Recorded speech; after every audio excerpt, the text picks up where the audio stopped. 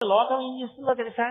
ఏమిటో మీ ఆయనకి గడుసుతనం లేదే, అందరూ సంపాదించట్లా ఏమిటి, ₹1 సంపాదన లేదు, ఏమీ లేదు, ఎప్పుడా పరమేశ్వరుడు పరమేశ్వరుడు పరమేశ్వరుడు అంటుంటాడు అంటారు. ఆమె అదే నా అదృష్టం, ఆయన గురించి నీకేం తెలుసు, నాకు తెలుసు అందనుకోండి, అది చాలు పురుషుడికి, అది వాడి ఐశ్వర్యం. ఆయనకి ఆయన గొప్పతనం తెలిసున్నా ఆవిడికి అర్థం కాలేదనుకోండి, ఆయన దరిద్రుడు. ఎందుకంటే నిత్యపూర్తి ఇంట్లో ఆయన గొప్పతనం ఆవిడికి అర్థమైంది, నీకు అర్థం కావాలంటే అమ్మవారి అనుగ్రహం ఉంటేనే అర్థం అవుతుంది, లేకపోతే ఆయన అర్థం కాండి.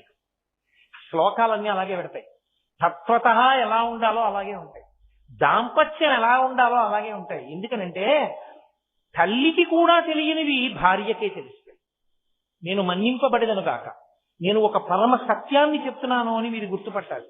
తల్లి కొన్నాళ్ల వరకే పిల్లాన్ని పెంచుతుంది, తర్వాత